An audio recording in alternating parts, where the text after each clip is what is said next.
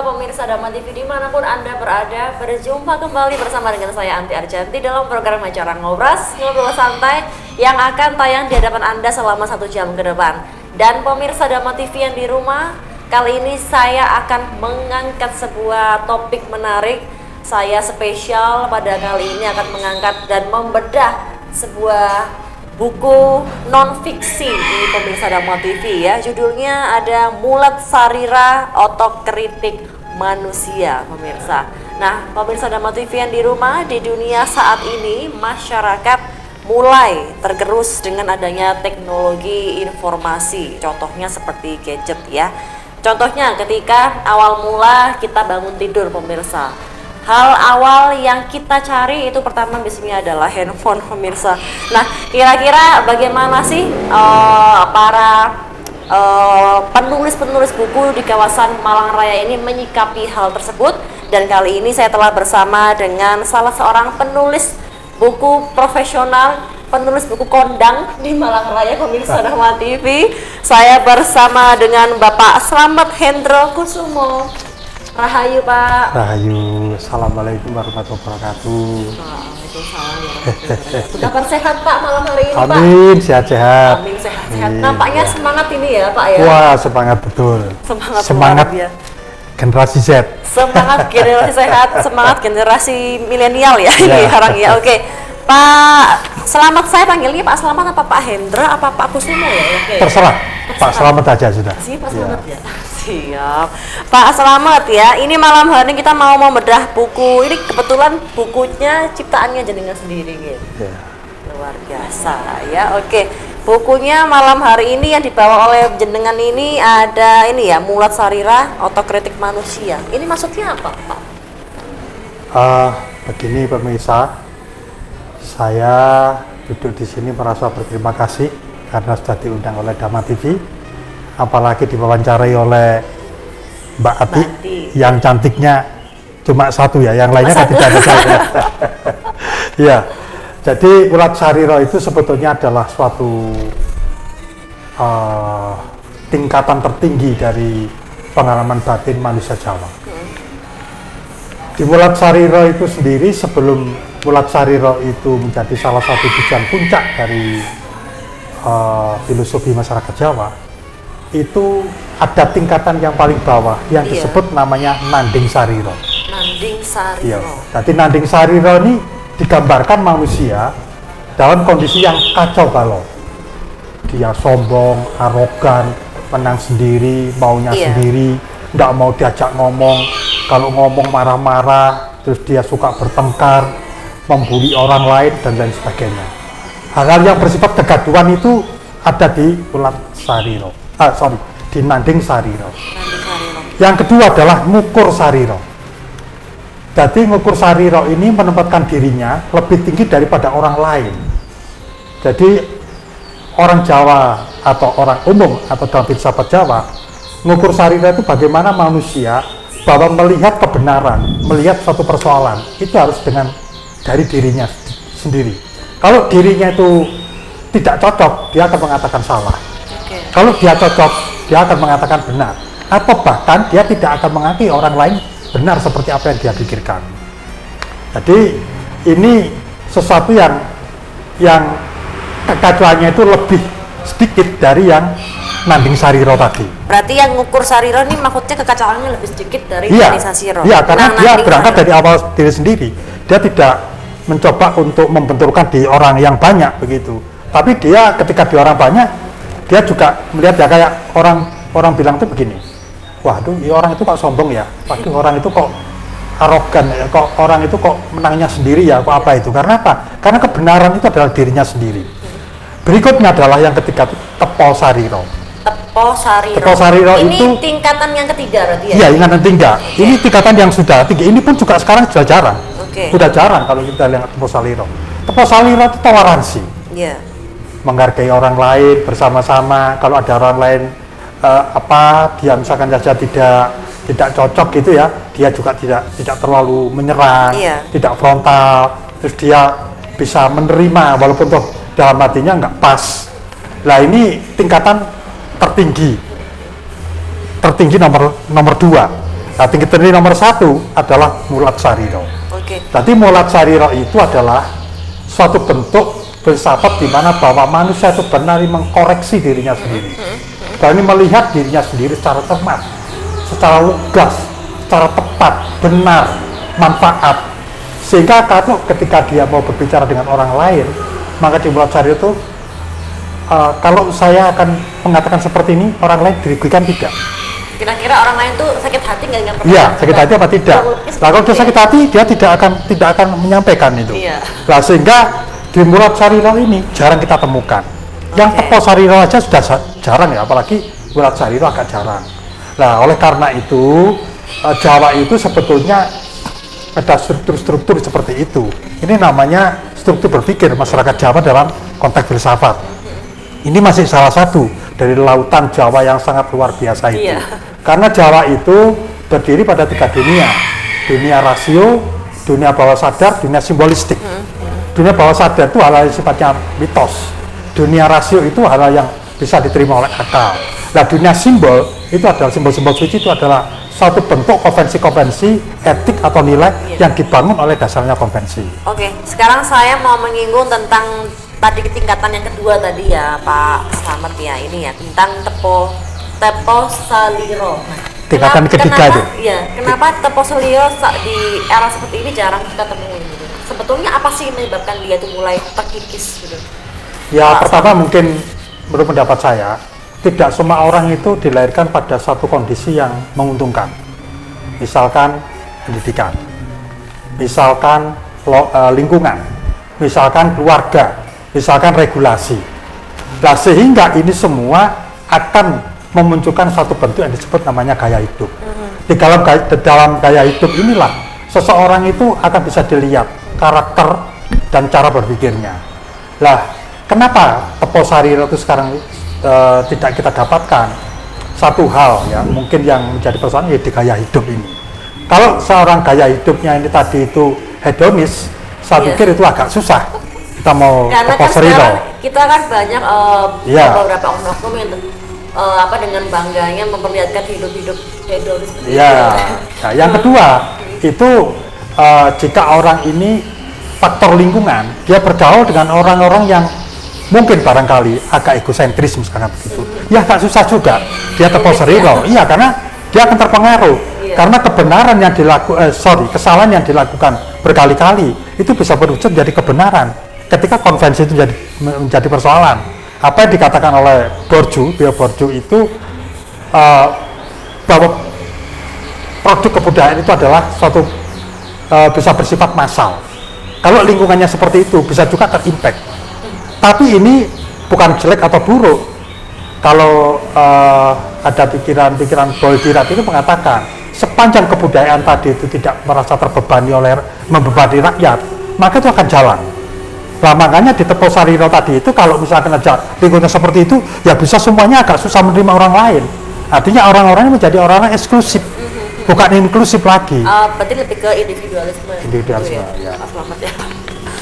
Oke, baik, sekarang saya mau menyinggung tentang buku Mulat Sarira ini ya, milik Pak Slamet ini keluarannya ke berapa udah? Tahun 2023. 2023? Iya, masih baru lah. Tuh, ya. Bulan berapa ini, Pak Slamet? Itu bulannya kira-kira pertengahan lah. Sehingga buku ini sudah dibedah satu itu pada momen daring atau Zoom meeting di Satu Pena Pusat. Oh, ketika di Satu Pena. Ya, Satu Pena Pusat. Yang berikutnya adalah di Universitas Wijaya Kusuma. Yang ketiga adalah di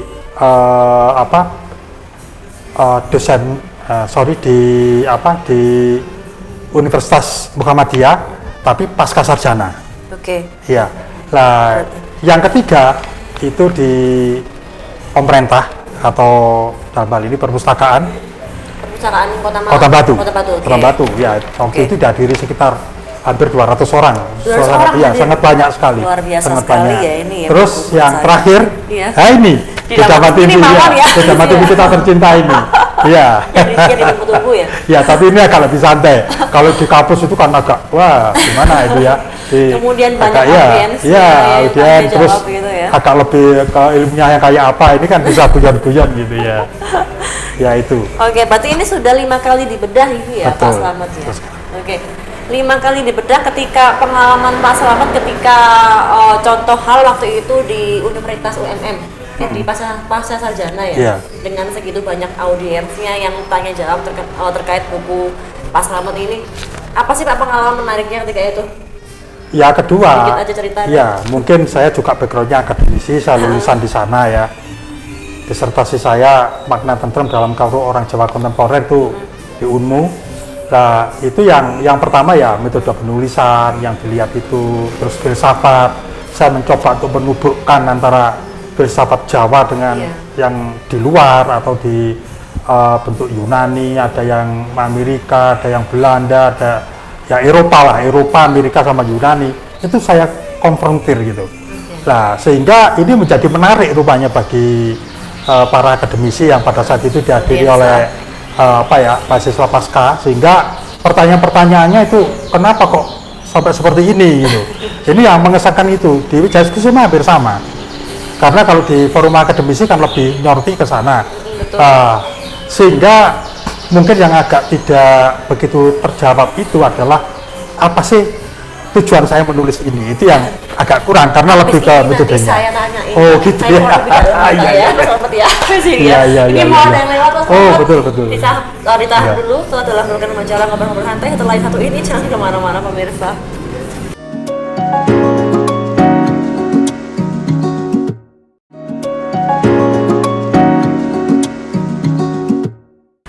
Baik, terima kasih Anda masih bersama kami dalam program acara Ngobrol Santai. Kita masih bersama dengan Bapak Slamet Hendro Kusumo. Ini selaku penulis sekaligus pencipta buku Mulat Sariro, Otokritik Manusia. Pemirsa yang telah beberapa kali ternyata dibedah, salah satunya terakhir kemarin ketika di acara perpustakaan Kota Batu ya, ketika itu ya Pak Slamet ya. Oke, Pak Slamet, sebetulnya untuk buku Mulat Sarira Otokritik Manusia ini bercerita tentang apa sih Pak di dalamnya Pak? Ini berapa halaman sih Pak? Wah, kayaknya tebal banget ya. Ya, buku Mulat Sarira ini jumlah halamannya itu hampir 600. 600? Ya, hampir 600. Itu terdiri dari berbagai kumpulan isi. Jadi tulisan ini sebetulnya tulisan-tulisan lama. Saya kan mempunyai satu kebiasaan, dulu itu bikin footnote. Kalau saya tak ide apa, itu saya tulis, ide apa saya tulis. Lah, ketika pada saat itu, ini perkenalan saya. Iya. Itu saya kenal dengan salah satu orang yang kelak di kemudian hari menjadi yang bagian nge-share di ini. Itu di begini, di-share di media online. Karena ada 3 media. Yang pertama itu adalah ClickTime, yang kedua Java 1, yang ketiga Media Raya Online Malaysia. Ada 3 itu. Nah waktu itu saya punya teman yang namanya Pak Yon Wahyono, itu seorang pelukis kontemporer Malang. Itu beliau punya nama juga, lulusan UM. Itu ada event acara pameran lukisan di Surabaya. Itu kumpulan orang-orang Kristiani yang menjalankan pameran tapi lintas agama begitu. Nah terus saya disuruh membuat tulisan.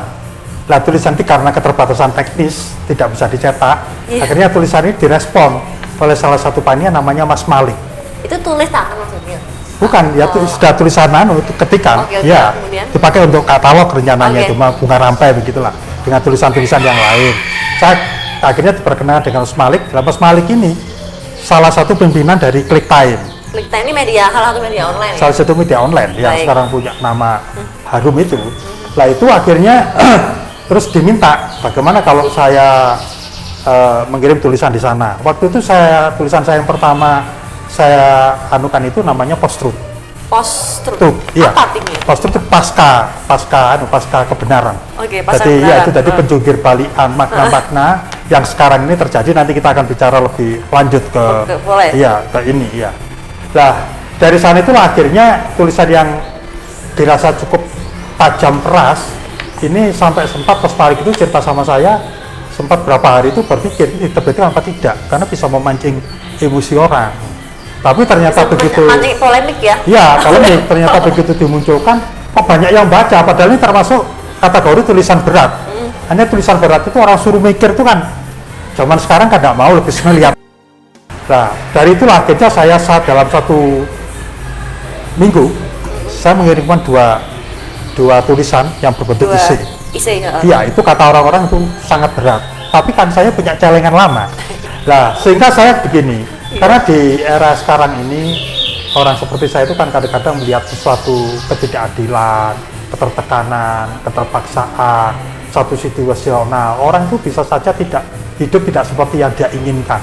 Kadang-kadang dia terbawa arus yang tidak dia sukai. Iya, betul. Nah, oleh karenanya itu, kalau saya mau kritik pemerintah, mau kritik apa, mungkin yang paling bebas adalah buku. Jadi di buku inilah saya bisa mengutarakan apa yang saya mau. Sehingga buku ini bukan saya ingin ngomong, tapi saya ingin menarik bahwa yang saya tampilkan di buku ini adalah kami. Jadi problem ini kita hadapi sekarang ini. Jadi buku ini adalah kita. Berarti kan, jadi bukan saya, bukan Anda, tapi kita. Karena semua punya problem seperti sini. Misalkan contoh, buku tentang politik dagang sapi. Yang namanya sekarang itu kan sudah apa ya, kontestan pemilu itu kalau meraih suara dan sebagainya itu kan sudah kayak begitu. Kita bisa tahu sendiri lah ributnya kayak apa, ruwetnya kayak apa. Tapi mereka apakah pernah berpikir bahwa rakyat ini akan seperti apa dengan situasi seperti itu? Padahal seolah-olah ada keterpisahan antara regulasi, antara rakyat dan antara politik kekuasaan. Ini ada perbedaan. Sehingga mereka bikin kloter-kloter gitu, bikin pos-pos. Ada yang disebut namanya middle class. Middle class itu malah kelar. Yang bikin heboh, yang menggoreng masalah ini itu sampai kacau-kacau. Makanya sekarang itu ada banyak berita hoax. Itu yang saya maksud tadi post-truth itu. Jadi post-truth itu membongkar sesuatu tradisi luhur di masa lalu, tapi kita mainkan logika sekarang ini seolah ini menjadi kebenaran baru. Padahal ini bukan gitu loh. Karena itu bukan kita tidak memiliki tradisi itu. Tradisi kita itu ya musyawarah untuk mufakat. Nah, akhirnya bisa saya simpulkan bahwa itu menolak Pancasila. Begitu maksudnya. Jadi ini kan menjadi sangat keren sekali. Padahal kita itu kan tidak seperti itu. Ini saya namakan arus ya. Jadi arus kontemporer inilah yang sekarang sedang menjadi, sehingga situasi seperti ini disebut namanya playing victim. Jadi mempermainkan keadaan. Jadi keadaan itu dipermainkan sedemikian rupa sehingga keadaan tadi itu orang tidak bisa tahu loh. Kok tiba-tiba saya seperti ini? Kok tiba-tiba saya tidak apa-apa kok kena persoalannya? Kerap playing victim ya, karena ya Mas Mahmud.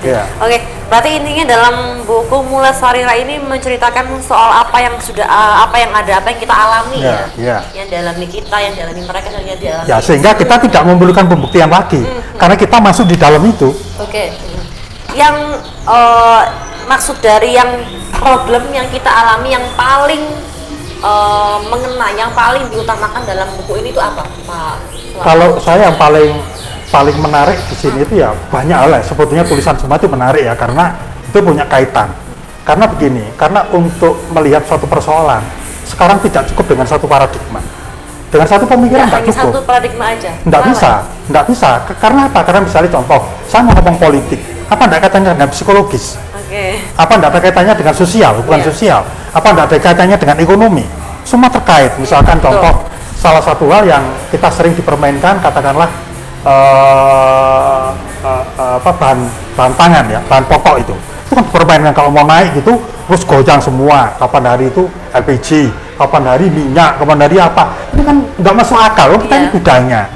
Jadi itu permainan-permainan. Nah, permainan ini tadi itu mengisi ruang-ruang yang lain, sehingga kalau tadi saya sempat bicara sama Mbak Anti, saya ngomong sekarang ruang privat kita itu sudah hapus, sudah tidak ada, sudah hancur. Iya, karena hal-hal yang sifatnya mesti harus menjadi konsumsi privat itu masuk ke ruang publik. Dan itu berujung ke hukum, itu berujung ke ketidaksukaan, berujung menggerakkan massa untuk menjadi kerumunan. Nah, ketika menjadi kerumunan akan menjadi chaos, karena kerumunan tidak bisa ditolerir. Karena apa? Kerumunan itu tidak seperti organisasi. Kalau organisasi, misalnya ketua ini apa-apa diajak ngomong, bawahnya bisa manut, tapi kalau kerumunan nggak bisa.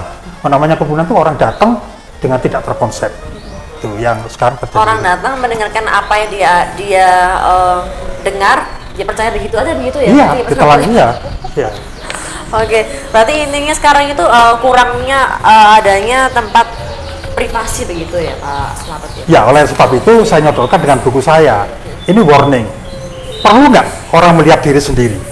Kalau saya melihat sesuatu yang besar, global itu agak susah. Ya orang balik ke dirinya sendiri, menahan diri, mengkoreksi dirinya sendiri, melihat dirinya sendiri secara tepat, benar, baik dan indah, misalnya kayak begitu. Ini kan estetika. Lah kalau estetika yang sudah diumumkan sebagai suatu bentuk etik, ini tiba-tiba kita sirna begitu saja, ya sudah, kita akan berkelahi. Homo homini lupus, manusia maka manusia, begitu. Iya. Oke. Ini Pak Slamet untuk bukunya buku Pak Slamet ya berjudul Mulat Sarira ini, kira-kira ini harus dibaca oleh siapa sih? Kalau buku itu saya pikir siapapun bisa membaca. Tapi persoalannya sekarang itu kan begini. Kalau saya menulis berat dari beberapa pengalaman bedah buku ini, kayaknya buku ini yang banyak direspon itu di pasca. Pasca. Ya, jadi magister dan di S3 itu yang banyak memberikan respon. Artinya mungkin mereka memang melihat satu ini. Atau mungkin bisa terjadi, saya tidak mampu membuat tulisan populer, mungkin begitu. Bisa juga begitu. Sehingga tulisan saya agak cenderung berkerut, cenderung berpikir, cenderung untuk tajam, menggugah atau memprotek sesuatu yang mungkin barangkali dunia sudah tenang, tiba-tiba karena muncul tulisan ini menjadi bergejolak. Tapi kalau saya pikir pemikiran-pemikiran intelektual itu memang dia harus berani pada jalan pedang. Nanti jalan dipilih itu jalan yang bagaimana bahwa statement itu berupa kebenaran atau fakta yang kita lihat. Nah, oleh sebab itu kadang orang lihat fakta itu kan takut. Misalkan saya contoh, Mbak ini misalnya, ini ngapunten, ini contoh saja. Mbak ini cantik. Itu lebih cantik lagi kalau Mbak ini misalnya agak gemuk sedikit misalnya gitu. Anda enggak sakit. Tapi kalau saya lihat, Mbak ini cantik tapi kerempeng, Mbak sakit hati enggak? Sakit hati ya. Nah, ini kan sudah apa ya? Body shaming ya. Jadi sudah mengarah kepada perlakuan yang tidak enak. Lah, mungkin tulisan-tulisan saya di sini tuh agak ada seperti itu walaupun saya kemas dengan simbol-simbol. Nah, ini itu di halaman berapa, Pak Slamet? Hampir seluruhnya. Hampir seluruhnya. Hampir seluruhnya. Nggak ada jeda itu. Nggak ada jeda berarti ya ini? Iya, ya itu. Tipikalnya tulisan itu seperti itu. Oke, luar biasa. Ya. Berarti ternyata dari kalangan para akademisi terutama magister itu banyak, ternyata banyak yang merespon buku Pak Slamet ini ya. Magister sama kandidat doktor itu yang seneng. Sama kandidat doktor. Ya, soalnya mereka kan mereka ini kan butuh berita-berita kayak begini. Ini kan siapa tahu bisa menjadi memicu dia untuk bikin disertasi. Betul. Karena kok wilayah ini menjadi cocok, misalkan contoh seorang supir angkot yang dia lahir tidak seperti yang dia inginkan, pendidikannya kurang bagus, terus ekonominya tidak beruntung, lingkungannya membuli dia, terus regulasi tidak mendukung dia. Ini kan tanggung jawab siapa begitu? Berarti ini sebetulnya di dalam buku Mulat Sarira ini banyak sekali nilai-nilai yang terkandung di dalamnya. Nanti dibahas nanti dulu ini Pak Slamet mau ada yang lewat. Tetap dalam program Majalah Ngobrol-Ngobrol Santai setelah yang satu ini pemirsa.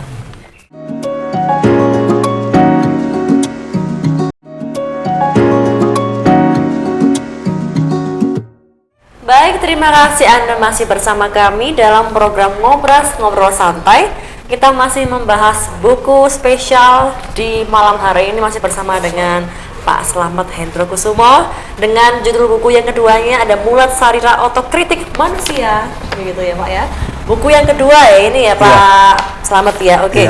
Pak Slamet, sekarang saya mau masuk ke bagian dalam-dalamnya buku ini ya. Oke, saya mau menyinggung tentang dunia kontemporer yang saat ini telah mengubah kehidupan manusia. Ini maksudnya seperti apa ini Mas? Iya. Jadi kita ini kan sekarang sedang bertarung. Yang pertama itu pada pikiran-pikiran pragmatis.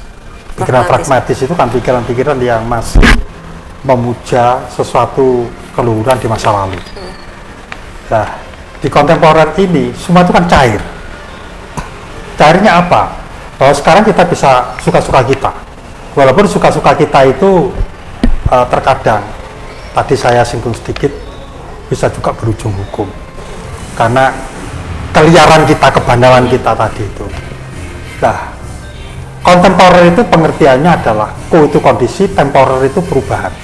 Jadi kondisi yang selalu berubah. Nah, oleh sebab itu, tadi saya cerita, tidak cukup persoalan orang sakit jiwa hanya dilihat dari sisi persoalan psikis saja. Tapi juga bisa lingkungan, juga bisa regulasi, bisa apa. Sehingga dunia kontemporer tadi itu perspektif atau paradigma memandangnya itu lebih komplit. Bisa juga ke motivasi. Ini kan cairnya begitu. Kalau dulu itu kan banyak bidang-bidang lain. Ekonomi merasa lebih hebat daripada politik merasa hebat daripada ini. Sosial lebih hebat daripada ini, yang eksakta lebih hebat daripada ini. Itu kan dulu menjadi kotak-kotak begitu. Tapi sekarang ini tidak. Karena seseorang untuk masuk kepada sesuatu, misalkan saja sekarang kalau kita lihat di bentuk-bentuk penerimaan karyawan itu ya, sekarang melihatnya sudah sangat luas sekali. Misalkan contoh, mereka tidak lihat nilai yang ada di ijazah itu, tapi mereka melihat sejauh mana anak ini disiplin. Berarti lihat rapot, bolosnya berapa, ininya berapa. Nah ini kenapa? Karena dia nanti kalau di tempat baru suatu tempat, maka dia tidak akan disiplin. Jadi nilai itu dianggap kamuflase. Ini pandangan dari perusahaan, salah satu perusahaan yang kebetulan teman saya. Saya tanya sempat pada waktu itu. Nah sehingga inilah dunia kontemporer. Jadi tidak hanya cukup nilai. Kalau dulu, wah anak ini misalkan Mbak lulus dengan cum laude, wah bangga ini. Tapi ternyata Mbak bolosan. Begitu dikasih pekerjaan, belgedes, ya loh. Kayak siapa ya contohnya ini? Oke. Ya, jadi belgedes, jadi dia nggak tertib, terus kalau dikasih tugas nggak menyelesaikan, terus banyak alasan dan lain sebagainya. Ini yang dibaca sekarang itu, sehingga itu yang sekarang menjadi bahan pertimbangan kalau rekrutmen itu ya. Iya, makanya kan dari konteks seperti ini itu menjadi perhatian saya di dalam satu konteks ini. Sehingga kayak seperti contoh kayak kemarin ya, masalah tragedi Kanjuruhan itu. Saya sempat tulis di sini. Jadi orang lupa bahwa sebetulnya ya antara hooligan atau pendukung ini atau Arema itu dengan sepak bola, dengan manajemen harusnya itu satu, dengan negara itu harus satu. Kalau itu dipisah, maka akan jadi persoalan. Nah karena apa? Karena kalau itu dipisah, misalkan contoh Arema itu kalau nonton itu bayar loh. Iya Pak. Bukan masuk lompat loh, bukan. Bayar loh, berarti kan yang menggerakkan ekonomi kan dia. Terus berapa orang diuntungkan di pinggir-pinggir jalan, beli ini beli itu, sehingga sepak bola dilihat adalah suatu penggerak dari ekonomi. Ini satu contoh seperti itu. Karena apa? Karena masa satu hari sebelum acara itu sudah ramai di kampung-kampung di mana itu sudah semuanya itu butuh makan, semuanya butuh sandal, butuh apa, butuh itu belum slayernya, belum apa, sehingga ini menjadi suatu industri kreatif sebetulnya. Iya, berarti kan apa? Nah, sehingga sepak bola tadi tidak berdiri sendiri, karena suatu negara itu bisa dilihat dengan dua hal. Satu, kalau masalah intelektualitas itu adalah museum, karena di situ sumbernya ilmu pengetahuan. Tapi kalau sekarang kita lihat dari sisi manajemen publik, itu hanya di sepak bola. Waktu itu terjadi masalah kasus Kanjuruhan itu, sudah sekarang bagaimana ini tetap main tapi tidak ada penonton. Loh, yang ngasih sponsor siapa yang main ini? Yang gaji ini siapa? Yang melaksanakan siapa?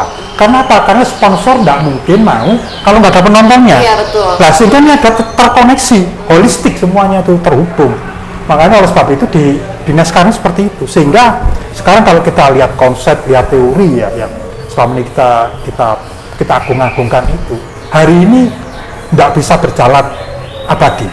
Dia hanya terkotak-kotak. Mungkin teori ini sampai di sini, setelah ini tidak bisa. Yang ada itu koneksitas. Ini kan problem-problem kontemporer kan di situ, percepatannya itu. Sekarang sampai ke sini, semua digerakkan oleh Tuhan kecil kokain. Ini kan Tuhan, tapi kecil ini dipercayai sebagai satu bentuk yang sekarang itu lebih dari segala-galanya. Walaupun tradisi ini tidak terjadi di tradisi Eropa. Nah, di tradisi Eropa memang nggak ada ya ini. Nggak ada di sana ya, karena ini alat ya, sudah alat. Nah di Indonesia kan tidak tahu, oh Indonesia itu suka belanja, suka dilayani. Seperti yang dikatakan oleh Sigmund itu, manusia abad 21 adalah mengenai dengan selebriti. Jadi dia merasa seperti selebriti, minta dilayani. Sekarang dalam 1, 2, 3 hari, berapa kira-kira HP baru yang muncul dengan menu-menu baru? Ini produk massal sifatnya, dan dilayani semua. Dan kita senang dilayani. Lah kalau sudah dilayani, sudah kontemporer ini pertanyaannya, identitas Anda siapa? Karakter Anda apa? Nggak terbaca karena ya. sibuk. Betul. Sibuk ini. Betul. Jadi emang kita harus betul-betul harus pintar-pintar kita membatasi diri gitu ya Pak ya, untuk cara yang lebih baik gitu ya. Ya, mengetahui fungsi dan makna ini apa sebenarnya. Kalau ini layanan, ya sudah ditempatkan layanan. Jangan sampai ini dianggap disembah kayak Tuhan. Nah ini mendewakan gitu ya. Oke, berarti sebetulnya untuk menguat sarira sendiri itu sangat perlu ya Mas ya? Sangat perlu nih Pak ya? Sangat. Apalagi di era-era seperti ini. Iya, karena kalau kekacauan itu kan berangkat dari individu awalnya. Individu masuk ke sistem menghancurkan yang lain. Mesti selalu begitu anunya, urut-urutannya. Berarti individu ini harus, menurut saya ya perlu melakukan koreksi yang terus-menerus. Agar apa? Agar kita itu diselamatkan. Seperti nenek moyang kita itu, misalkan saja ya, ini saya cerita tentang sungai. Di sini ada bukunya itu, di buku ini. Sungai itu bisa dilihat dari tubuh politik dengan tubuh sosial. Ketika dilihat dari tubuh politik, maka yang dipikirkan, air ini bisa untuk apa? Untuk kemasan, berarti produksinya pada kaitannya sama materialistik. Tapi kalau dari sosial, itu kan terkait dengan kebudayaan. Oh, ini dulur saya yang di bawah butuh air, nanti jangan lupa ya untuk ngelep atau nyiangi tanaman, malamnya sana, siangnya sini, misalnya begitu.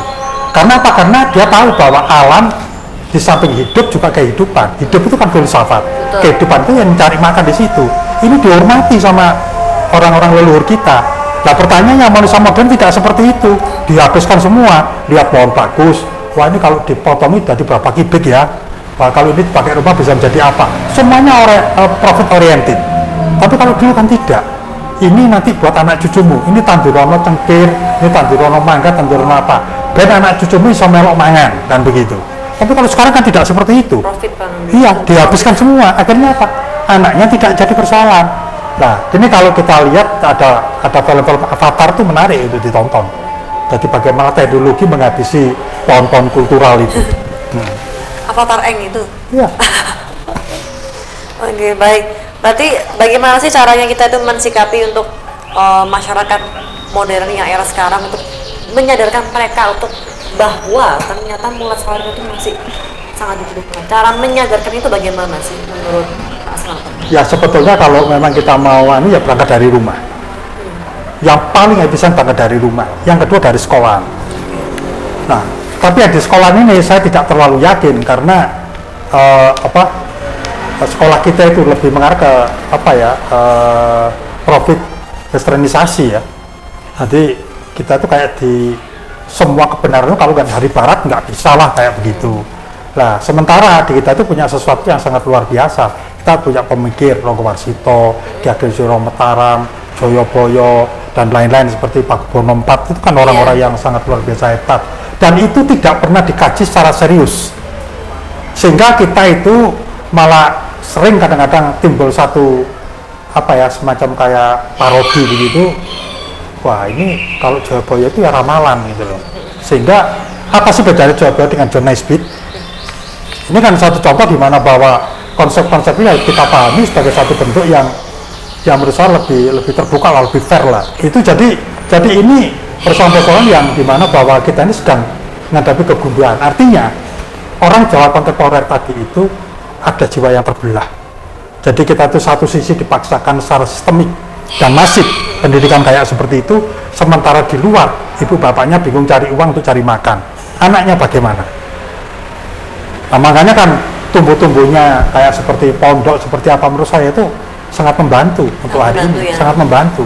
Karena mungkin lebih ke untuk mengajarkan nilai-nilai yang agamaan gitu ya. Maksudnya adem lah gitu loh. Kalau yang di luar itu kan pewar aja nggak karu-karuan itu. Ya panas udaranya, panas orangnya, panas kepentingannya, benturannya kayak apa.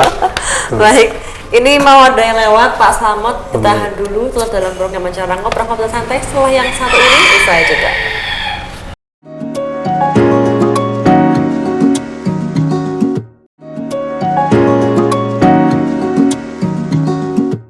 Baik pemirsa, terima kasih Anda masih bersama kami dan masih bersama dengan saya Anti Arjanti di segmen terakhir, di segmen keempat. Kita masih membedah buku Mulat Sarira Otokritik Manusia, ini ciptaan dari Bapak Slamet Hendro Kusumo. Ya, ini penulis buku Kondang Malang Raya ini ya. Luar biasa ya. Masih balajaran. Balajaran, aduh. Balajaran. Bukan balado ya Pak ya? Bukan, balajaran. Oke, Pak Slamet, sekarang saya mau menyinggung tentang nilai-nilai yang terkandung dalam buku ini. Nilai-nilainya apa saja Pak yang terkandung dalam buku Mulat Sarira? Ya, di Mulat Sarira ini saya melihat kan ada 3 dimensi alam ya, yang kedepannya itu secara holistik itu manunggal. Jadi manusia dengan manusia, itu yang disebut namanya Mulat Sarira, manusia dengan manusia, bagaimana berhubungan sosial ini. Terus manusia dengan semesta alam, yang disebut Memayu Hayuning Bawono. Tadi manusia dengan alam ini, bagaimana manusia agar tidak menabrak hal-hal yang sifatnya itu sistem besar. Iya. Itu makrokosmos itu. Kalau individu itu kan mikrokosmos. Iya. Kalau Mulat Sarira itu makrokosmos. Jadi sesuatu yang besar, keteraturan alam, semesta alam, dan memberikan hidup dan kehidupan yang sudah kita singgung tadi. Terus kita ini melihat bahwa alam semesta ini adalah sandaran bagaimana membangun generasi dengan baik, tepat, cermat, indah, dan manfaat. Nah yang terakhir, manunggali kawula Gusti. Jadi manusia berhadapan dengan Tuhan.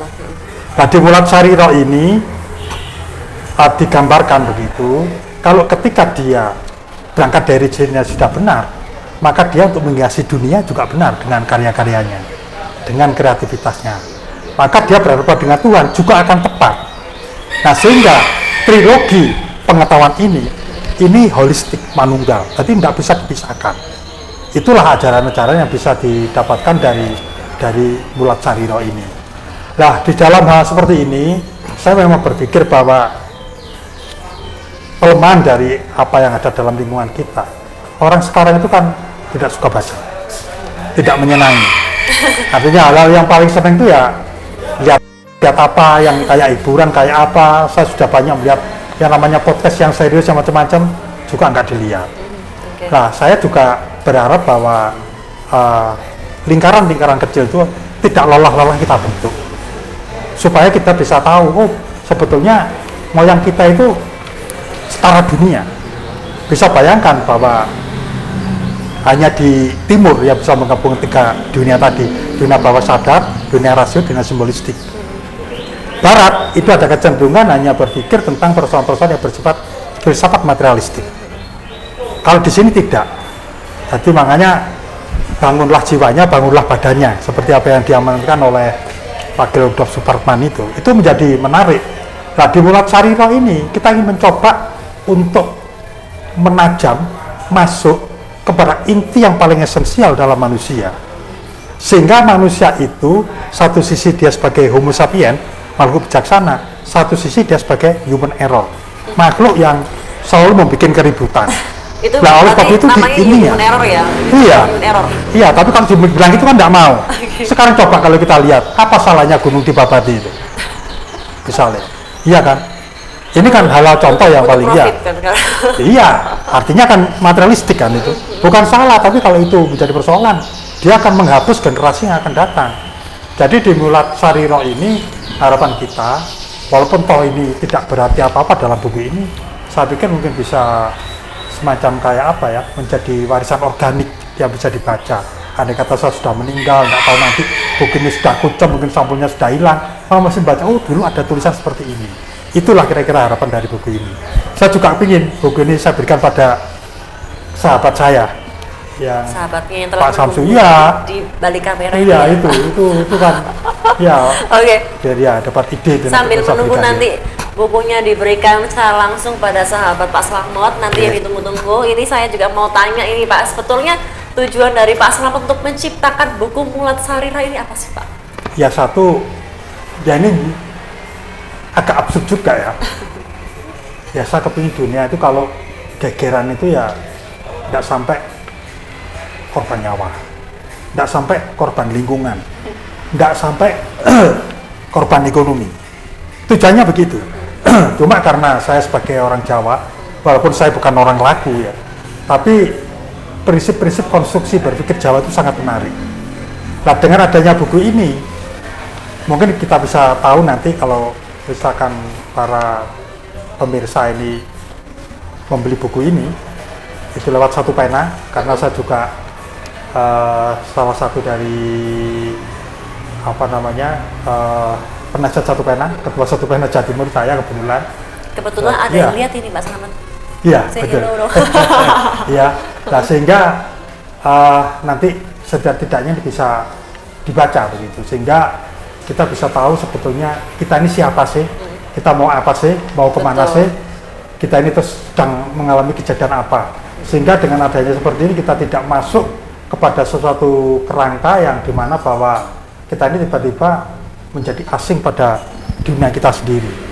Nah, di Mulat Sarira ini memang saya ingin berpesan bahwa hanya dengan cara inilah kita bisa mempertemukan pikiran-pikiran gitu, karena kalau di dalam dialog biasanya sangat terbatas sekali, kecuali kalau dialog kecil ya bisa agak lumayan, tapi dari pemahaman Mulat Sarira memang menurut saya adalah hakikat dari sebuah perjalanan spiritual tertinggi dari masyarakat Jawa.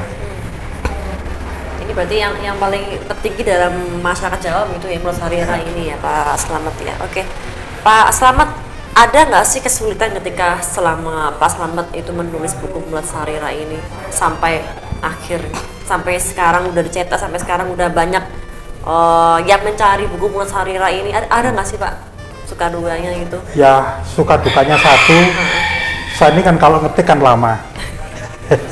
Lah, saya punya anak, namanya Inggit Berta Klaritas yang asal nomor 3, perempuan itu. Ya kalau itu udah ada ya, saya kayak orang Jawa tuh diserimpung kakinya, nggak bisa gerak.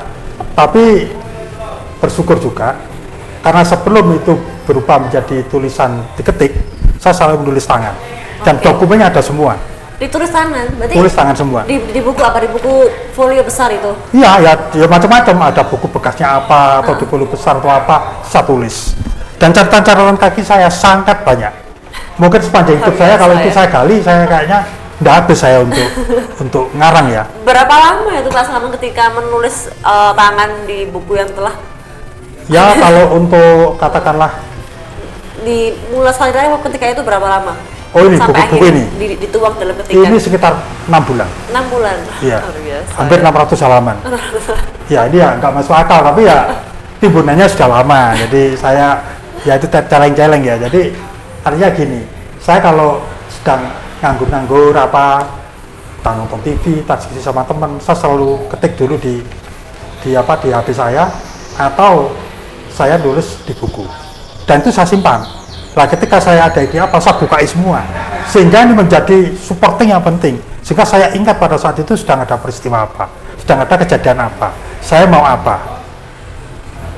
Kira-kira begitu. Berarti untuk buku Mulat Sarira ini bisa diperoleh, bisa didapatkan di mana Pak? Di Kalau ada yang mau ya, cari. di Satu Pena Jawa Timur. Itu bisa diklik di YouTube atau di Google, ada Satu Pena Jawa Timur. Yang ketuanya sebetulnya Pak Topan Aminuddin, itu salah satu dari humasnya itu ya Pak Samsu yang juga yang ngelola ini salah satu humasnya yang wirawi ini kesana kemari.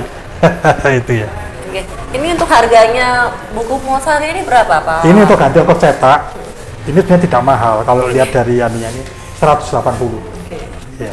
180.000 pemirsa, ini bukunya dengan jumlah halamannya 600 halaman. Ini tentunya menceritakan kehidupan yang memang dialami kita di saat ini pemirsa ya. Ini jangan lupa, nih sangat diperlukan banget ini untuk teman-teman dari akademisi ya, terutama ya Pak ya. Ya semuanya sebetulnya. Semuanya dari semua kalangan. Kalau misalnya cari referensi bisa aja langsung cari buku ini ciptaan dari Pak Slamet ya. Di Satu Pena, Pak Jawa Timur. Slamet dengan judul buku Mulat Sarira Otokritik Manusia. Pemirsa. Catatan sosial budaya. Catatan sosial budaya. Oh, lali rek. Oke, ini kita jadi manggil ya ini ya, Iya. sahabatnya Pak Slamet. Iya.